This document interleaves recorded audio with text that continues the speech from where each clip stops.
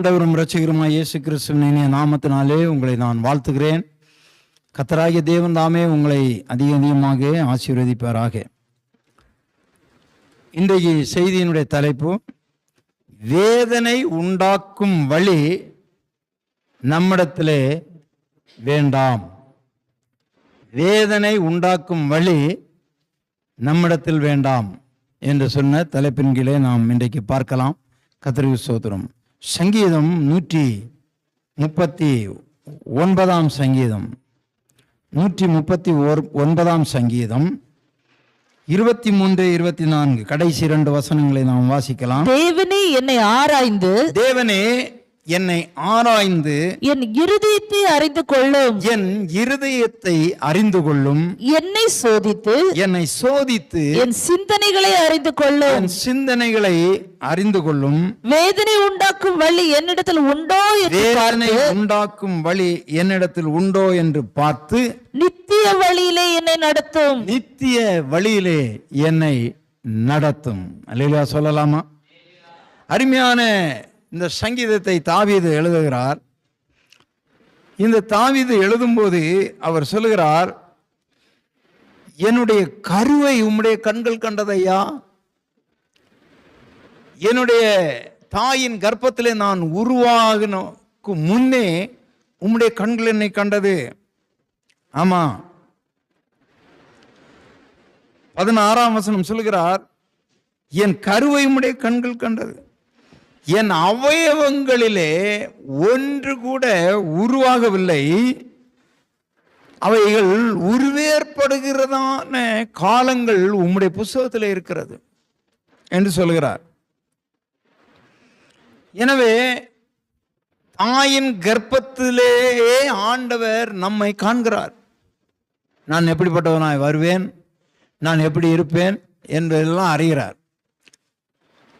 அதை நினைவு கூர்ந்து எழுதி கொண்டு அவர் கடைசியாக எழுதுகிறார், தேவனே என்னை ஆராய்ந்து, நான் இப்பொழுது கருவில் இருக்கும்போது நீ பார்த்துட்டீங்க, என் எலும்பு உருவாக்கும் முன்னாலே என்ன நீங்கள் அறிஞ்சிட்டீங்க, எல்லாம் கரெக்டாக ஆண்டவரே, என்னை சுகமாக பிறக்க பண்ணீங்க, வளர வச்சிங்க, அரசனாக்கிட்டீங்க, ஆளுகையெல்லாம் கொடுத்துட்டீங்க.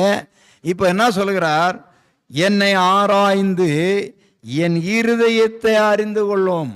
மனிதனுடைய இருதயமானது திருக்குள்ளதும் மகா கேடுள்ளதுமா இருக்கிறது என்று வேதம் சொல்லுகிறது. ஆமா, மனுஷனுக்கு இருதயம் இருக்கிறது அல்லவா, என்னது அது திருக்குள்ளது மகா கேடுள்ளது. ஆமா, நம்ம இங்கே தான் இருப்போம், டெல்லியில் யோசித்துட்டு இருப்போம், புரியுதா? நம்ம இங்கே தான் இருப்போம், இங்கே இருந்துக்கிட்டு நம்ம சரீரம் இங்கே தான் இருக்கும், நம்ம உடம்பு இங்கே தான் இருக்கும், மதுரையில் யோசித்துட்டு இருப்போம். ஆமாம், நம்ம இங்கே தான் இருப்போம், கன்னியாகுமரியில் யோசித்துட்டு இருப்போம், நம்ம இங்கே தான் இருப்போம், ஆந்திராவை பற்றி யோசிச்சுட்டு இருப்போம். இப்படி ஒவ்வொருவரையும் சொல்லிகிட்டே போகலாம். ஆமாம், நம்ம இருக்கிறது இங்கே தான், நம்ம இருதயம் எங்கே இருக்கும், ரொம்ப தொலைவு, அது அலைபாகிறது சோதனம். அதனால் அவர் என்ன சொல்கிறாரு, தேவனே என்னை ஆராய்ந்து என் இருதயத்தை அறிந்து கொள்ளும். அடுத்து சொல்றாரு, என்னை சோதித்து என் சிந்தனைகளை அறிந்து கொள்ளும். என் நினைவுகள் என்ன? வேதம் சொல்லுகிறது, மனிதனுடைய நினைவுகள் சிறு வயது முதல் பொல்லாதவைகளாக இருக்கிறதாம். ஆமாம், யோசிக்கிறதுல மனுஷனுடைய மூளை ரொம்ப பொல்லாது சோதரம். இதை சொல்லிவிட்டு அவர் சொல்கிறார், என் இருதயத்தை நீர் அறிகிறீர், என் சிந்தனைகளையும் நீர் அறிகிறீர். வேதனை உண்டாக்கும் வழி, வேதனை உண்டாக்குற வழி என்னிடத்துல இருக்கா என்று பார்த்து நித்திய வழியில என்னை நடத்தும். வேதனை உண்டாக்குறேன்னா நான் யாருக்காவது மனதார வேதனை உண்டாக்குறனா இருக்கிறேனா, என் சொல்லினாலே, என் செயலினாலே, என் பார்வையினாலே, என் பேச்சினாலே, என் நடக்கையிலே, என் கிரியைகளிலே யாருக்காவது நான் வேதனை உண்டாக்குறேனா, அந்த வேதனை உண்டாக்கும் வழி என்னிடத்துல உண்டோ என்று பார்த்து என்னை நித்திய வழியிலே நடத்தும் என்று சொல்லுகிறார். எவ்வளவு துணிச்சலாக அவர் பேசுகிறாருன்னா, அவர் தாவீதை குறித்து ஆண்டவர் சொல்லும்போது ஒரே ஒரு காரியத்தில் தான் ஒரு இடத்துல மிஸ்டேக் பண்ணிட்டான், இந்த உரியாவின் மனைவியினுடைய காரியத்தில். மற்றபடி அவனுடைய இருதயம் ஒரு குழந்தையை போன்றது.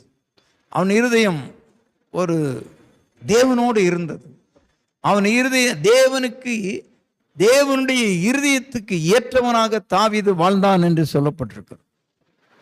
கர்த்தருக்கு சித்தமானால் தாவீது பட்ட உபத்திரவங்கள், ஏன் தாவீதுக்கு வாழ்க்கையில இந்த உபத்திரவங்கள் வந்தது என்று சொல்லி உங்களுக்கு கூடிய சீக்கிரத்தில் அவனுடைய ஹிஸ்டரி நான் உங்களுக்கு சொல்லுகிறேன். தாவீதை பற்றி வேதத்தில் இல்லாத, வேதம் சொல்லாத உண்மையான அவனுடைய சரித்திரத்தை நான் உங்களுக்கு விளக்குவேன். அப்பொழுது உங்களுக்கு தெரியும் தாவீது எப்படிப்பட்டவன் என்று சொல்லி. சோதரம், இவன் சொல்லுகிறான், வேதனை உண்டாக்கும் வழி என்னிடத்தில் உண்டோ என்று பார்த்து என்னை நித்திய வழியிலே நடத்துமப்பா என்று சொல்லி. நித்திய வழி என்றால் அதுதான் கடைசி வரைக்கும் நிற்கும். மனுஷனுடைய யோசனை எல்லாம் இந்த பூலோகத்தில் அழிஞ்சு போகுங்க. ஆமாம், தவறான எண்ணங்கள் இருக்குமானால் அதெல்லாம் என்ன ஆயிரும்? எல்லாம் போயிடும். நித்திய வழி ஒன்று இருக்கிறது, அதுதான் நேர்மையான வழி, அது தேவனுடைய வழி, அது உண்மையான வழி. அவர் சொல்லுகிறார், என்னை நீ நித்திய வழியிலே நடத்துமப்பா. மற்றவர்களுக்கு நான் வேதனை கொடுக்கிற வழி ஒன்று இருக்குமானால் அது என்னை விட்டு மாற்றி போடும் ஆண்டவரே. எவ்வளவு ஒரு இடத்துல அவர் சொல்லுவார், சுத்த இருதயத்தை என்னிலே சிருஷ்டியும். 51ஆம் சங்கீதம் என்று நினைக்கிறேன். அங்கே சொல்லுவார், சுத்த இருதயத்தை என்னிலே சிருஷ்டியும் அப்படின்னு சொல்லுவார்.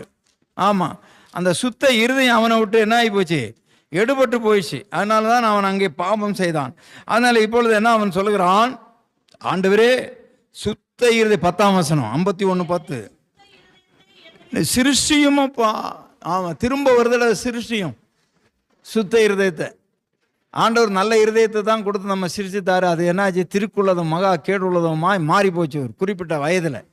ஆமாம், நல்ல சொல்லலாமா? ஆமாம், குறிப்பிட்ட வயசில் மாறி போச்சு. இப்போ அதனால் திரும்ப சொல்கிறாரு, என்ன சுத்த இருதயத்தை எனக்கு சிருஷ்டியப்பா அப்படின்னு சொல்கிறாரு. சோத்திரம். 11ஆம் வசனம் சொல்கிறாரு, உம்முடைய சமூகத்தை விட்டு என்ன தள்ளாதிரும், உம்முடைய பரிசுத்த ஆவியை என்னிடத்திலிருந்து எடுத்துக்கொள்ளாதிருப்பா. ஆமென். இப்படிப்பட்ட ஜெபங்கள் நீங்கள் செய்திருக்கிறீங்களா? ஆமாம், பொதுவாக மக்களுடைய ஜெபம் எல்லாம், ஆண்டவரே நான் ஆசீர்வதிக்கப்படணும், பெரிய வீடை கட்டணும், பெரிய கார் வாங்கணும், நான் நிறைய இடம்லாம் வாங்கணும், நிறைய மரம் வைக்கணும், நிறைய பழமரம் வைக்கணும். ஆமாம், இப்படின்னு தான் நிறைய பேருடைய எண்ணம், வாஞ்சைகள் எல்லாம். ஆமாம், என்னை சுத்த இருதயத்தை என்னிலே சிருஷ்டியப்பா, என்னை நல்லவனா மாற்று ஆண்டவரே என்ன சொல்லிட்டு நம்ம ஜெபிக்கிறோமா? நம்முடைய ஜெபங்கள் மாறணும். அல்லேலூயா சொல்லலாமா? ஆமேன். கர்த்தர் நல்லவராக இருக்கிறார். ஆமேன். பிரியமான தேவனுடைய பிள்ளைகளே, ஒரு சில வசனங்களை நான் உங்களுக்கு காட்டுகிறேன். சோதரம்.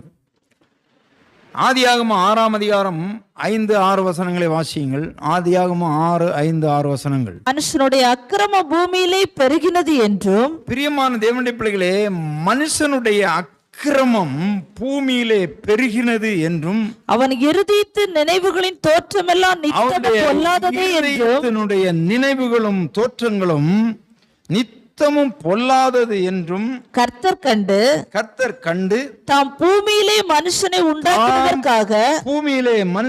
உண்டாக்கினதற்காக கர்த்தர் மனஸ்தாபப்பட்டார். அது அவர் இருதயத்துக்கு விசனமாய் இருந்தது. ஆண்டவருடைய இருதயத்துக்கு ஒரு வேதனை இருந்தது. ஆண்டவருடைய இருதயத்துக்கு ஒரு வேதனை. என்ன வேதனைப்பா அப்படின்னா, மரத்தை படைத்தார், நல்லதென்று கண்டார். சூரியனை படைத்தார், நல்லதென்று கண்டார். மிருகங்களை எல்லாவற்றையும், ஊரும் பிராணிகளை படைத்தார், எல்லாம் நல்லதென்று கண்டார். வானத்தை படைத்தார், பூமியை படைத்தார்.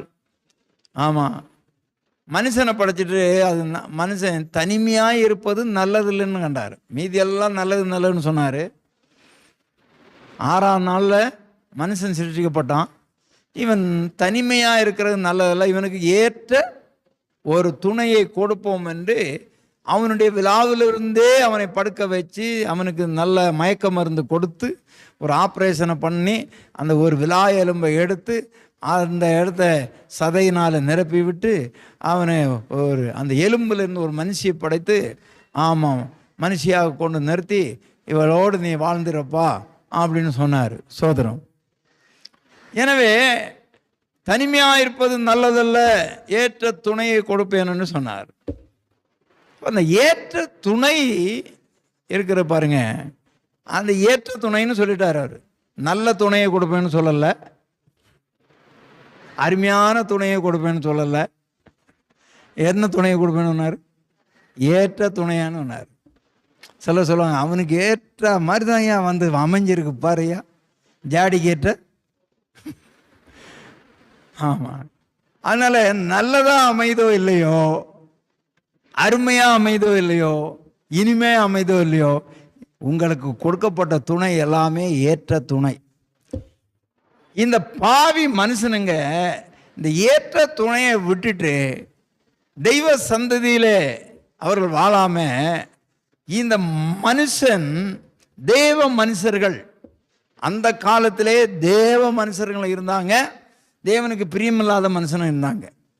ஆனால் அங்கே அதான் சொல்லப்பட்டிருக்கும், தேவகுமாரர் மனுஷகுமார்த்திகளை அதிக சௌந்தரியமுள்ளவர்கள் என்று கண்டு அவர்களுக்குள்ளே பெண்களை தெரிந்து கொண்டார்கள் என்று சொல்லிட்டு, அதுதான் அங்கே நடந்தது.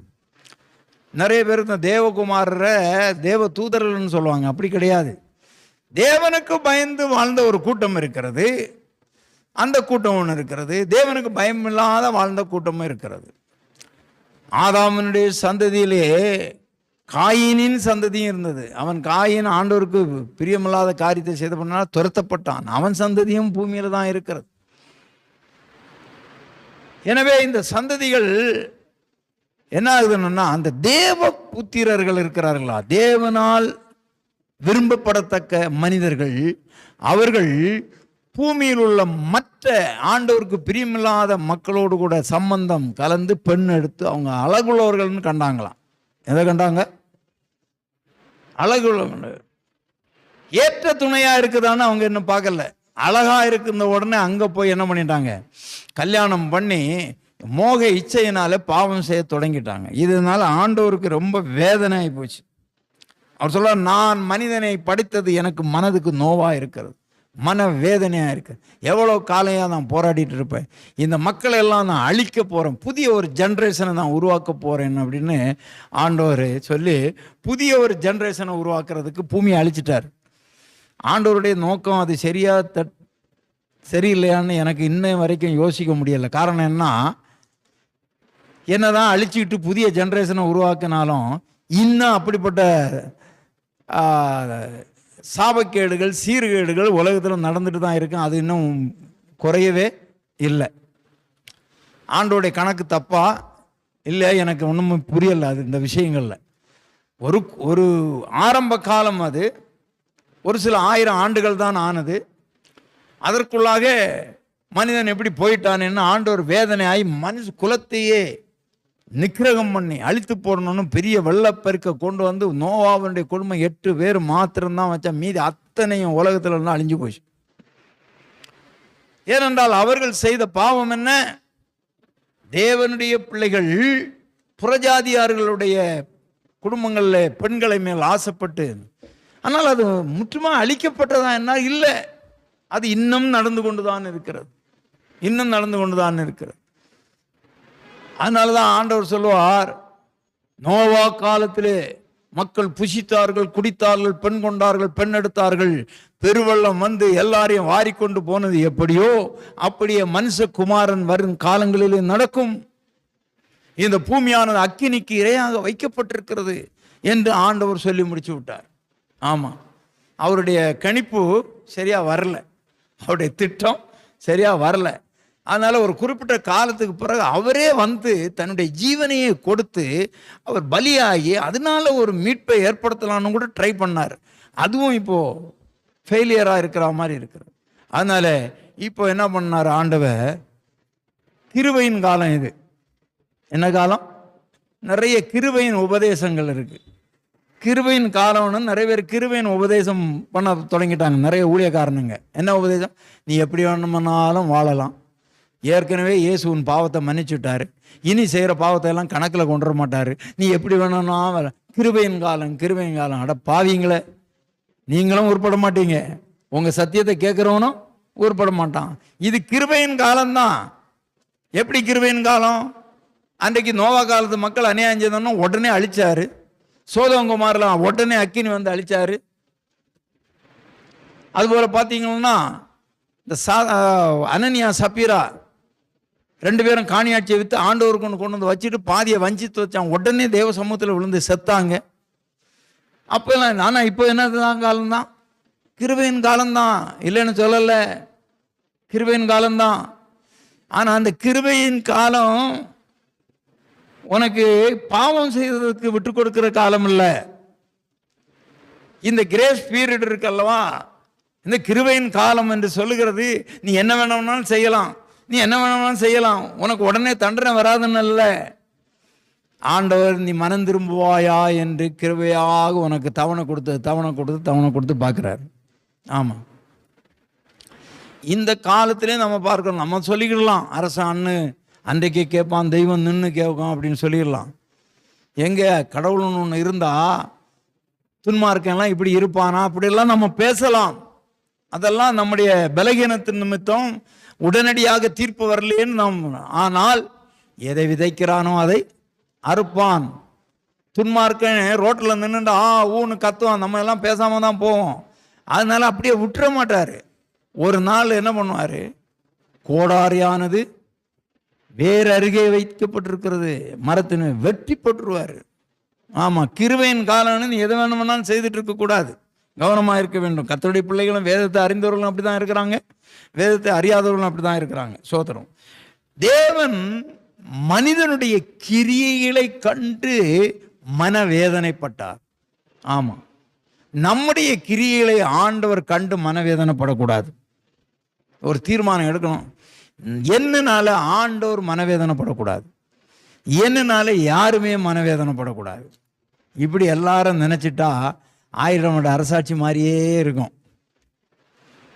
அதனை 1000 வருட அரசாட்சின்னு கேட்டால், அங்கே அந்த 1000 வருட அரசாட்சியில் யாருமே தீங்கு பண்ண மாட்டாங்களாம். அங்கே கோர்ட் இருக்காது, போலீஸ் ஸ்டேஷன் இருக்காது, பசுவும் கரடியும் ஒன்றாந்துன்னு மேயுமா. பிள்ளைகள் விளையாடி கொண்டிருக்கிற சின்ன பிள்ளைகள் பாம்பின் புற்றில் போய் கையை போடுவாங்களாம், அதுங்களுக்கு தெரியாது. ஆனால் அந்த பாம்பு கடிக்காது. தீங்கு செய்வார் இந்த பூமியில் இருக்க மாட்டாங்களாம். அந்த மாதிரி ஒரு காலம் வரப்போகிறது பிரியமானே. ஆமாம், எனவே நாம் கவனமாக இருக்க வேண்டும். அந்த தேவனால் படைக்கப்பட்ட ஆதி காலத்து மக்கள் தேவனுடைய மனசுக்கு வேதனையை கொடுக்கிறவர்களாக இருந்தார்கள். எப்போதும் நாம் அப்படி இருக்கக்கூடாது, கவனமாக இருக்க வேண்டும். 2வது பாருங்க, ஆதியாகமம் 26ஆம் அதிகாரம் 34-35 வசனங்கள். ஆதியாகமம் 26ஆம் அதிகாரம் 34-35 வசனங்களை வாசிக்கலாம். ஏசா 40 வயது ஆன போது, கவனியுங்கள், ஏசா 40 வயது நெருங்கின போது ஏத்தியனான பேயரினுடைய குமாரத்தி ஆகிய பேயேரின் குமாரத்தியாகிய யூதித்தையும் ஏத்தியனான ஏலோனுடைய குமாரத்தியாகிய பஸ்மாத்தையும் விவாகம் பண்ணினார். அவர்கள் நல்லா கவனிங்க, அவர்கள் ஈசாக்குக்கும் ரெபேக்காளுக்கும் மனநோவா இருந்தார்கள். எப்படி இருந்தாங்களா? மனநோவு. தாவீது சொல்கிறார், வேதனை உண்டாக்கும் வழி என்னிடத்துல உண்டான்னு பார்த்து எடுத்து போடும். ஆனால் ஏசாவின் மனைவிமார் 2 பேரும் அந்நிய ஜாதியில் போய் பொண்ணை எடுத்துட்டாங்க. இவங்க யூதர்கள், அந்நிய ஜாதியில் போய் பொண்ணு எடுத்தாச்சு. அவங்க 2 பேருமே ஒற்றுமையா இருந்து மாமியாருக்கும் மாமனாருக்கும் சூனியம் பண்ணிட்டே இருந்தாங்க. அப்படிதான் சொல்லணும். மாமியாருக்கும் மாமனாருக்கும் சூனியம் பண்ணிட்டே இருந்திருப்பாங்க போல இருக்கு. மனநோவா இருந்தாங்க. எது செய்தாலும் மனநோவா இருக்கு.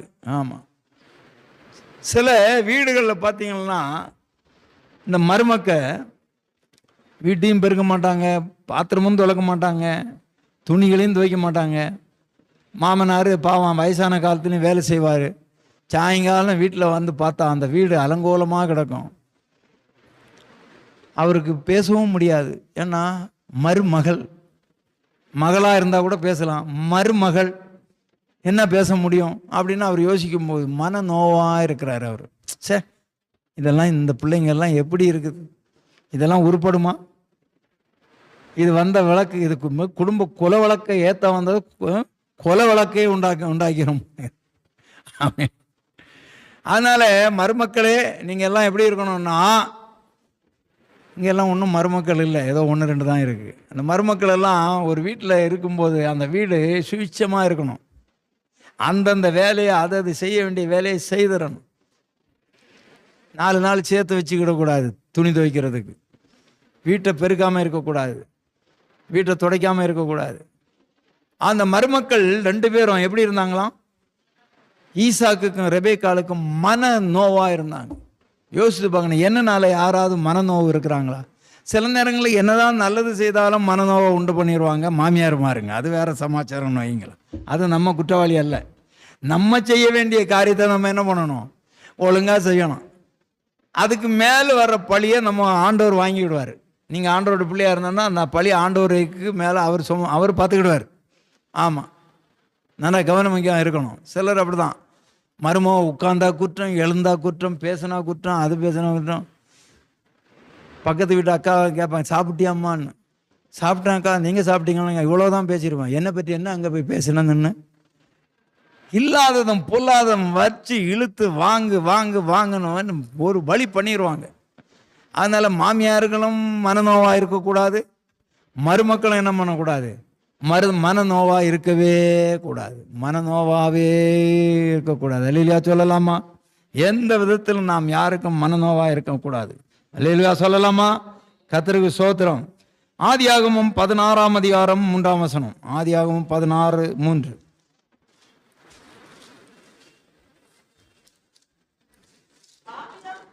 தேசத்தில் 10 வருஷம் குடியிருந்த பின்பு ஆபிரகாமின் மனைவியாகி சாராய் எகிப்து தேசத்தாளான தன் அடிமை பெண்ணாகி ஆகாரை அழைத்து அவளை தன் புருஷனாகி ஆபிரகாமுக்கு மறுமனையாட்டியாக்கி கொடுத்தாள்.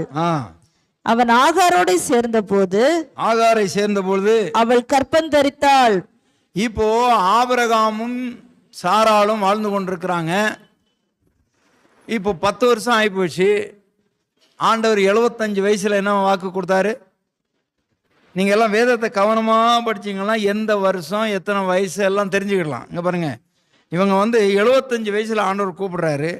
இப்போ கானான் தேசத்தில் வந்துட்டாங்க. 10 வருஷம் குடியிருந்தாச்சு, பிள்ளை இல்லை. புரிகிறதா உங்களுக்கு? அதனால தான் 75 வயசில் அழைச்சாரு.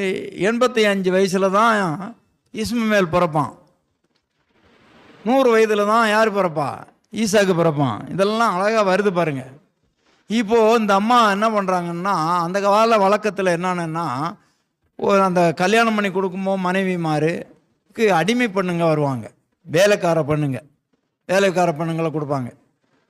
அப்போ இவர் தான் இப்போ என்ன சொல்கிறா, ஐயா 10 வருஷம் ஆகிப்போச்சு, குழந்தை இல்லை, இந்த வேலைக்கார பொண்ணை அடிமை பொண்ணை நீர் சேர்த்துக்கொள்ளும், நீர் அதனால் அவளுக்காக ஒரு பிள்ளை பிறக்கட்டும், நம்ம வீட்டில் ஒரு குழந்தை இருக்கட்டும் அப்படின்னு அங்கே பிறந்துச்சு. சோதரம். இப்போ அவள் சொல்லப்பட்டிருக்க 6ஆம் வசனம். அதற்கு ஆபிரகாம் சாராயை நோக்கி, இதோ இருக்கிறாள், செய் என்றான். அப்பொழுது சாராய் எப்படி நடத்தினா பார்த்தியா? கடினமாக நடத்துற. இப்போ என்ன நடந்ததுன்னா, ஆகார் அந்த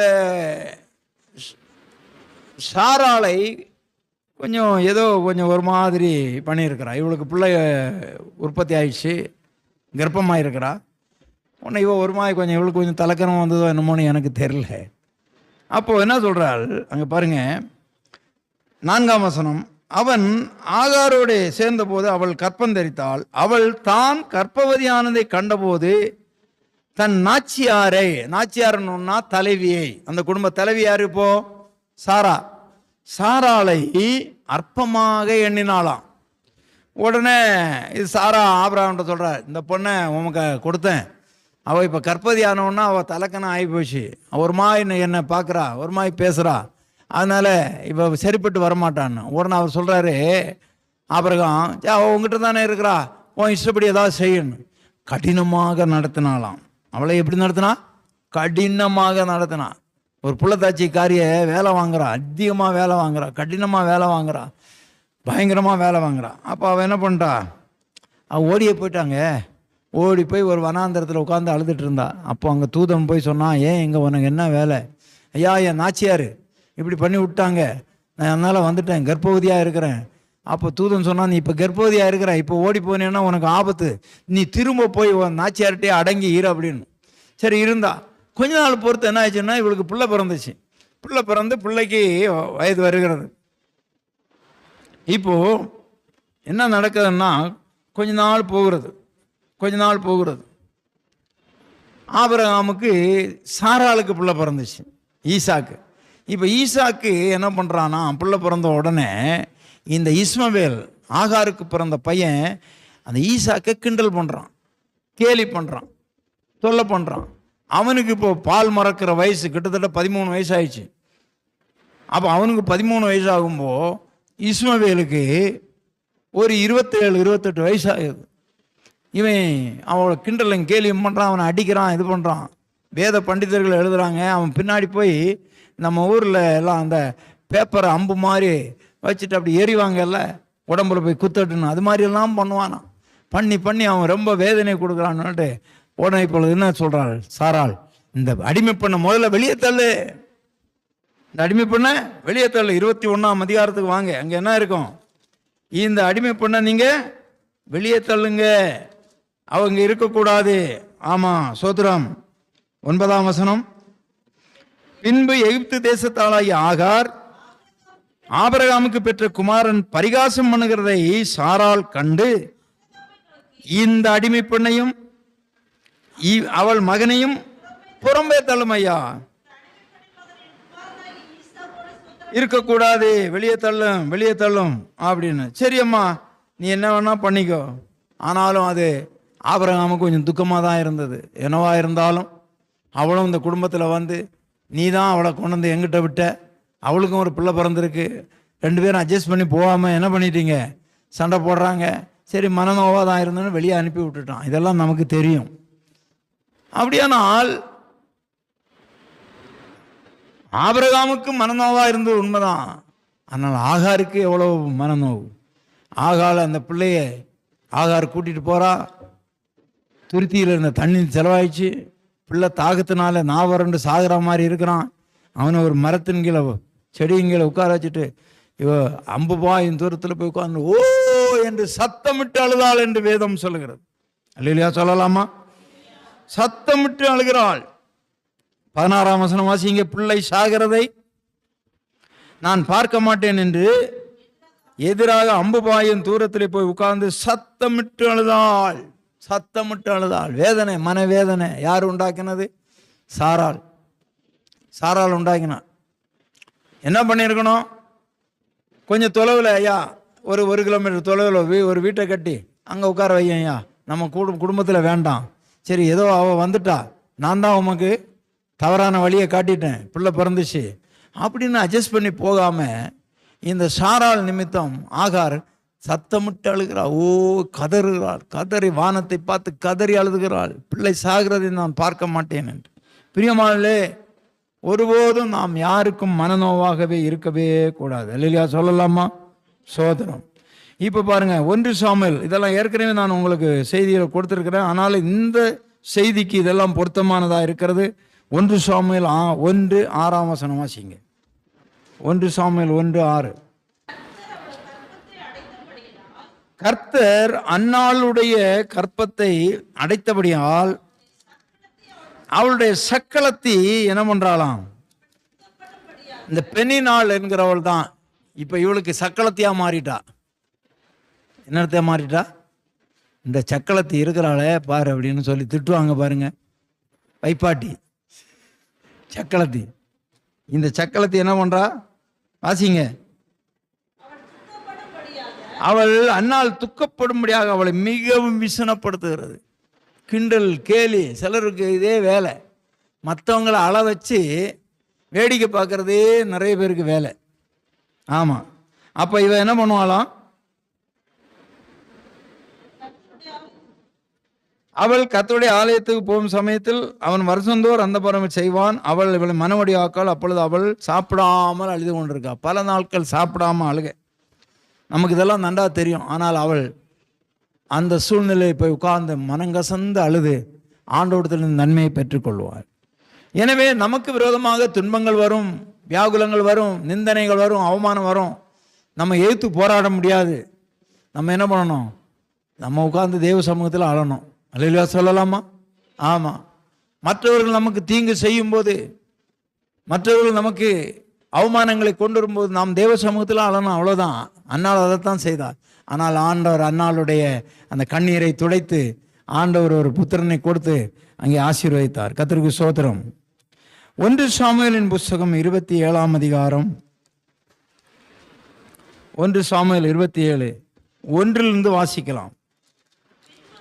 பின்பு தாவீது, நான் எந்த நாளிலாகிலும் ஒரு நாள் சவுல் கையினால் மடிந்து போவேன். சவுல் இஸ்ரவேலின் எல்லைகளில் எங்கேயாவது என்னை கண்டுபிடிக்கலாம் என்கிற நம்பிக்கை அற்றுப்போகும்படி நான் அவன் கைக்கு நீங்களா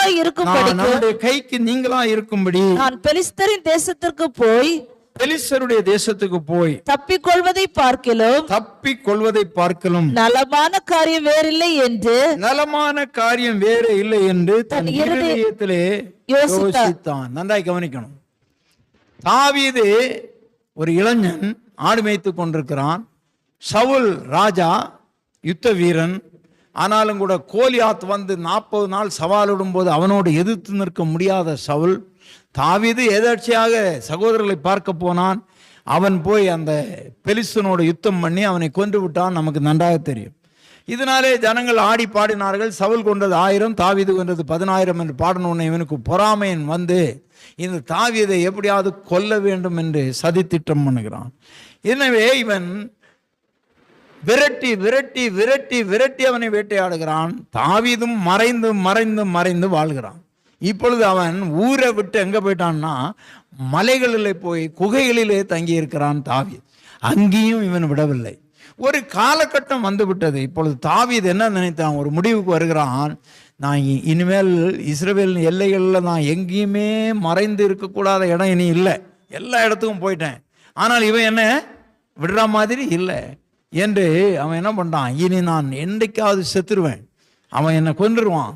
அதனால சப்போஸ் நானே திருப்பி அவனை அடித்தா என்ன ஆயிரும்? அவன் செத்துருவான். அது பழியாயிரும். எனக்கு கர்த்தரால் அபிஷேகம் பண்ணப்பட்டவன். அதனால எப்படியாவது இல்லை, நான் இனிமேல் பரவாயில்ல, என் ஊரை விட்டு, நான் பிறந்த ஊரை விட்டு, நான் வளர்ந்த ஊரை விட்டு நான் எங்கேயாவது கண்ணு கட்டாத தொலைவுக்கு போயிடுறேன், பெலிஸ்தருடைய தேசத்துக்கு போயிடுறேன். பெலிஸ்தர்கள் இவனுக்கு விரோதியானவங்க, நான் அங்கேயாவது போய் வாழ்ந்துறேன் போயா அப்படின்னு ஒரு முடிவுக்கு வந்துட்டான். நான் அங்கே அவன் முடிவெடுத்தது சரி என்று நான் சொல்ல மாட்டேன். ஆனால் அவனுடைய வேதனை எவ்வளவு, மன நோவு எவ்வளவு இருந்திருக்கும் பாருங்க. அந்த கவனிங்க. இந்த சவுல் பண்ணின வேலை, தாவீதை விரட்டி விரட்டி அடிக்கிறான். இவன் வேற யாரும் இல்லைங்க, சவுலுக்கு மருமகன். தாவீது யாரு? சவுலுக்கு மருமகன். இந்த மருமகனை போட்டு விரட்டி விரட்டி விரட்டி விரட்டி ஒரு மாமனார் அடிக்கும்போ இவன் எவ்வளவுதான் சகித்து பார்த்துட்டு கடைசியில் ஒரு வெறுப்பு வந்துச்சு வாழ்க்கையில். எப்பா, நான் இந்த ஊரில் வாழ்ந்தது போதையா, நான் எங்கேயாவது அடுத்தவன், அதாவது பெலிஸ்தன், அவன் எதிரி, அவன் என்னை கொண்டு போட்டாலும் பரவாயில்ல, ஆனால் இவன் தேவனால் அபிஷேகம் பண்ணப்பட்டவன், இவன் என்னை கொண்டு போடக்கூடாது, இவனுக்கும் பழி வரக்கூடாது, நான் அவனை கொண்டா அவனுக்கும் பழி வரக்கூடாது, எனக்கும் வரக்கூடாது, எப்படி ஆகிடும் நான் மறைந்து போய் வாழ்கிறேன்னு போகிறான். எவ்வளோ மன நோவு, மன நோவு. இந்த சவுல் அவனை மனநோவடிய பண்ணினான், விரட்டி விரட்டி வேட்டையாடினான். ஒரு நாள் வந்தது, தாவீது அங்கே போனாங்க பெலிஸ்தர் இடத்துல, ஆகீஸ்ங்கிற ராஜாவிடத்துல போனான். அங்கேயும் அவனை கண்டுபிடிச்சிட்டு விட்டுட்டாங்க. இன்னொரு இடத்துல சூழ்நிலையில் ஆகீசனுடைய அரண்மனைக்குள்ளார போனான். அங்கேயும் பைத்தியகாரம் மாதிரி வேஷம் விட்டு அங்கேருந்தும் துரத்தி விடப்பட்டான். எவ்வளவு வேதனை, மன நோவு. அங்கேதான் அதன் பிறகுதான் சிக்கலாக்கு வருவான். அங்கே எல்லாத்தையும் கொள்ளாடிச்சிட்டு போயிடுவாங்க. எவ்வளவு வேதனை, அழுறான். கஷ்டப்படுறான் தாவீது. இதெல்லாம் பண்ணினது யாரு? சவுல். ஆனா அந்த சவுல் நல்லபடியா செத்தானா? கிடையாது. ஈட்டியை நட்டு அதுல விழுந்து செத்தான். ஈட்டியை நட்டு அதுல விழுந்து செத்தான். உங்களை நீங்க பொறுமையா போக போக போக உங்களை துரத்தி துரத்தி அடிக்கிறவனுக்கு கதையெல்லாம் இப்படிதான் நடக்கும்.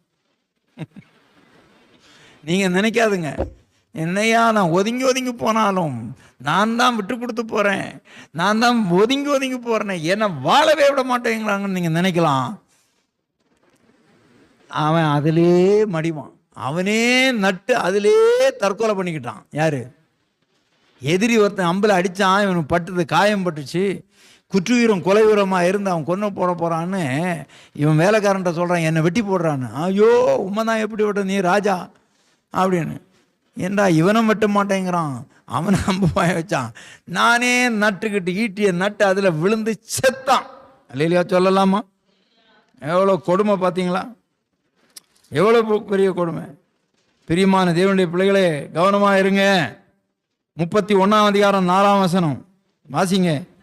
தன் ஆயுததாரியை நோக்கி, அந்த விருத்த சேதனம் இல்லாதவர்கள் வந்து என்னை குத்தி போட்டு என்னை அவமானப்படுத்தாதபடி நீ உன் பட்டயத்தை உருவி என்னை குத்தி போடு என்றான்.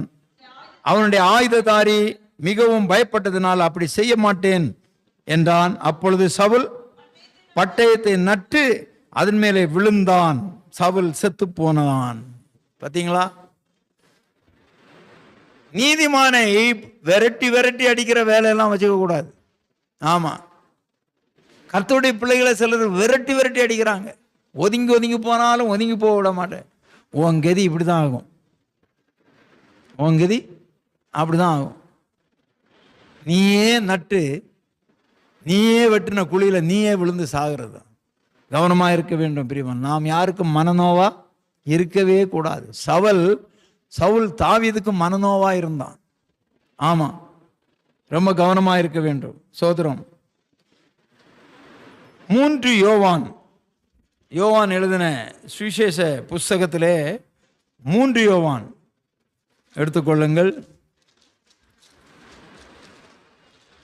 அங்க ஒரே ஒரு அதிகாரம் தான் இருக்கும். வெளிப்படுத்தின விசேஷத்துக்கு முந்தின புஸ்தகம் 331வது பக்கம் 9ஆம் வசனம் வாசிங்க. நான் சபைக்கு எழுதினேன், ஆனாலும் அவர்களில் முதன்மையாய் இருக்க விரும்புகிற தெயோத்திரேப்பு எங்களை ஏற்றுக்கொள்ளவில்லை. ஆனபடியால் எங்களுக்கு விரோதமாக பொல்லாத வார்த்தைகளை அலப்பி செய்து வருகிற கிரியைகளை நினைத்துக் கொள்வேன். அவன் இப்படி செய்து வருகிறதும் போதாமல் தான் சகோதரரை ஏற்றுக்கொள்ளாமல் இருக்கிறது மண்டி அவனும் சகோதரர்களை ஏற்றுக்கொள்ள மாட்டான். ஏற்றுக்கொள்ளுகிறவர்களையும் ஏற்றுக்கொள்ள விடாதபடி அவன் என்ன பண்றான்? தடை செய்கிறான். சபைக்கு புறம்பே தள்ளுகிறான். சிலருடைய வேலை இதுதான். சபைக்கு போறவங்களையும் போக விடாம இதுக்குன்னே வழியில காத்து நிற்பாங்க. காத்து நின்று அவங்கள போட்டு பேசி அறுத்து அதை பண்ணி இதை பண்ணி அவங்க என்ன பண்றாங்க? பாவம். தெமேத்திரியோ, ஆமா, தெயோத்திரிப்பு, ஆமா, தெயோத்திரிப்பு. அவன் வர்றவங்களையும் வர விட மாட்டானா, அவனும் போக மாட்டானா. இப்படிப்பட்ட ஒரு நிலைமை. நிறைய மக்கள் இப்படி இருக்கிறாங்க. சபைகளுக்கு போகிற மக்களை போக விடாம இவன் தான் வாழாமல் போனான், சபைக்கு போகாமல் போயிட்டாங்க. ஏதோ ஒரு பிரச்சனை போயிட்டாங்க. போகிறவங்களே என்ன பண்ணுறது? இழுத்து வம்பு இருக்கிறது.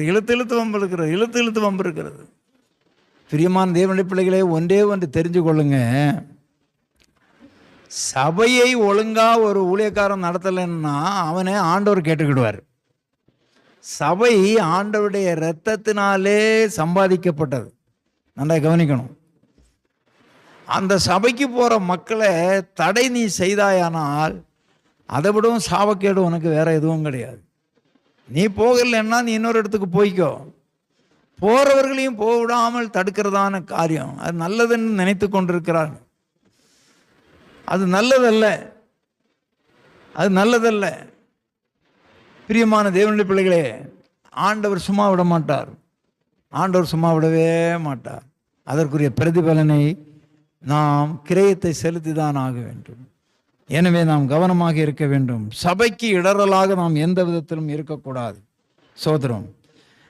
கடைசியாக 2 கொரிந்தியர் 11ஆம் அதிகாரம், 2 கொரிந்தியரின் புஸ்தகம் 11ஆம் அதிகாரம் 28, 29 வசனங்களை வாசிக்கலாம். 2 கொரிந்தியர் 11, 28, 29. இவை முதலானவைகள் அல்லாமல் எல்லா சபைகளை குறித்தும் உண்டான கவலை என்னை நாள்தோறும் நெருக்கிறது. ஒருவன் பலவீனனானால் நானும் பலவீனப்படுகிறதில்லையோ? ஒருவன் இடறினால் என் மனம் எரியாதிருக்குமோ? பவுல் சொல்றாருங்க. பவுலுக்கு முன்னால பார்த்தீங்கன்னா அவர் அப்படியே அடிக்கிட்டே போவார். 23ஆம் வசனத்திலிருந்து வீடுகளில் போய் படிங்க. இப்போ படிக்க வேண்டாம், டைம் இல்லை. அவர் சொல்கிறார், நான் அதிகமாக அடிக்கப்பட்டவன், காவலில் வைக்கப்பட்டவன், அநேக நேரம் மரண அவதியில் இருந்தேன். யூதர்களால 40 அடியாக 5 நேரம், 1 குறைய 40 அடியாக 39 அடி முதல் 5 அடிப்பட்டேன். மிலார்னால் அடிப்பட்டேன், கல்லறி உண்டேன், கப்பற் சேதத்தில் இருந்தேன், அநேக நேரம் பிரயாணம் பண்ணினேன், கடலில் ராப்பகல் இருந்தேன், ஆறுகளால் வந்த மோசம், கள்ள சகோதரர்களால் வந்த மோசம், வனாந்தரத்தில் உண்டான மோசம், பிரயாசத்தில் கண் விழிப்பு, ஆமாம், பசியில், தாகத்தில், உபவாசத்தில், குளிரில், நிர்வாணத்தில், இப்படியெல்லாம் நான் இருந்தேன் அப்படின்னு சொல்லிட்டு இவ்வளவும் சொல்லிட்டு என்ன சொல்கிறாரு? இது கூட பரவாயில்லைங்க, இந்த சபைகளினாலே வந்த, அவர் சொல்கிறாரு, அவர் என்ன சொல்கிறாரு? இவை முதலானவைகள் அல்லாமல் இந்த சபைகளை குறித்து உண்டாயிருக்கிற கவலை என்னை நாள்தோறும் நெருக்கிட்டு, ஒருவன் பலவீனனானால் நானும் பலவீனமில்லையா? நன்றாய் கவனிக்கணும். ஒருவன் இடறினால் என் மனம் எரியவில்லையா? என்ன சொல்றாரு? எரியாது இருக்குமாயா? எரியாது இருக்குமா? ஒருவன் இடறினால், அங்கே அவர் சொல்லுகிறார் பாருங்க, ஒருவன் பலவீனனானால் நானும் பலவீனப்படுறேன். யாருக்காவது ஒரு கஷ்டம்னா ஊழியக்காரன், நீங்கள் நினைக்கலாம் இவருக்கு ஐயாவுக்கு என்ன காரில் வர்றாரு போகிறாருன்னு, நீங்கள் நினைக்க மாட்டீங்க. ஆனால் யாருக்காவது ஒரு கஷ்டம், ஒரு துன்பம்னா ராத்திரியும் பகலும் அதுதான் வந்து நிற்கும் எங்கள் கண்ணு முன்னால். சாப்பிட மனசு இருக்காது. சாப்பிட்ற நேரத்தில் ஆண்டவரே அந்த ஆத்மாவை காப்பாற்றும், அவங்களுக்கு எது உதவி செய்யும். நம்ம இப்படி ஏங்குறோம். இன்னும் ஒருவன் இடறினால், நம்ம என்னதான் புத்தி சொல்கிறோம், வசனத்தை பேசியும் என்ன பண்ணுறாங்க சிலர்? இடறி போகிறாங்க. இடறி போகிறவங்கள பார்த்து பவுல் சொல்கிறாரு, என் மனம் எரியாமல் இருக்கும். அவன் மனசு எரியுதப்பா, இந்த ஜனத்துக்காக நான் கண் விழிச்சேனே, பாடுபட்டனே, ஜபிச்சனே, புத்தி சொன்னனே, அப்போ கூட என் சொன்ன பேச்சு கேட்காம போதையா, என் வயிறு எரியுது. ஆமாம், ஊழியக்காரனுக்கு வயிறு எரியிற மாதிரி யாருமே நடக்கக்கூடாது இல்லையா? சொல்லலாமா? அதனால தான் அந்த காலத்துல எல்லாம், பழைய காலத்துல எல்லாம் அந்த ஊழியக்காரங்க ஏதாவது சொல்லிடுவாங்க, சபிச்சிருவாங்கன்னு பயந்துருப்பாங்க மக்கள். இப்போ அந்த பயம் எல்லாம் மக்களுக்கு போயிடுச்சு, துளிர் விட்டு போச்சுன்னு சொல்லுவாங்க. பயம் எல்லாம் போச்சு மக்களுக்கு, ஊழியக்காரன். ஏன்னா நாங்கள்லாம், என்னை பொறுத்த அளவில் நான் சபிக்க வந்தவன் கிடையாது, எனக்கு அந்த வேலையே கிடையாது. ஆமாம், மனம் வேதனைப்படுது. இந்த மக்களுக்கு எவ்வளோ புத்தி சொல்லியும் ஆறுதல் சொல்லியும் இந்த மக்கள் இப்படி இருக்கிறாங்களே, உணர்வு இல்லாமல் இருக்கிறாங்களே, என்ன பண்ணுறதுன்னு வேதனை தான் வருகிறது. சரி, எனவே நாம் யாருக்கும் வேதனை உண்டாக்காத பிள்ளைகளாக வாழ்வோம். ஆண்டவர் நம்முடைய சுக வாழ்வை தொழிற்க பண்ணுவார், நம்மை ஆசீர்வதிப்பார். எல்லாருக்கும் அவனவனுக்கு ஏற்ற கிரியைக்கு பலன் உண்டுங்க. ஒன்று தெரிஞ்சுக்கிடுங்க, அவங்கவுங்களுக்கு கிரியைக்கு ஏற்ற பலன் நிச்சயமாக உண்டு. எனவே நாம் நம்மை துன்பப்படுத்துகிற பிள்ளைகளையும் நாம் ஆசீர்வதிக்க வேண்டும். நாம் அவர்களுக்கு விரோதமாக எதுவும் செய்ய வேண்டாம், கர்த்தர் பார்த்துக்கொள்வார். ஆனாலும் கூட அந்த ஆத்துமாக்கள் தவறு செய்யும்போது அதனுடைய பலனை அவர்கள் அனுபவியாமல் போக மாட்டார்கள். அதை நினைத்து நாங்கள் வேதனைப்படுகிறோம், வருத்தப்படுகிறோம். அப்படிப்பட்ட தீங்கு யாருக்கும் அணுகக்கூடாது. ஆண்டவர் வேதனை உண்டாக்கும் வழி, தாவீது சொல்றார், வேதனை உண்டாக்கும் வழி என்னிடத்துல உண்டோ என்று பார்த்து என்னை நித்திய வழியில நடத்தும். ஒவ்வொரு நாளும் ஆண்டவரே நான் யாரையாவது வேதனைப்படுத்தி இருக்கிறேனா? நான் யாரையாவது அள வைத்திருக்கிறேனா? நான் யாரையாவது துன்பப்படுத்தி இருக்கிறேனா? ஆண்டவரே, என்னை மன்னியும் என்று கேளுங்க. நம்மை நாமே பரிசுத்தவான்களாக நாம் காத்துக்கொள்வோம்.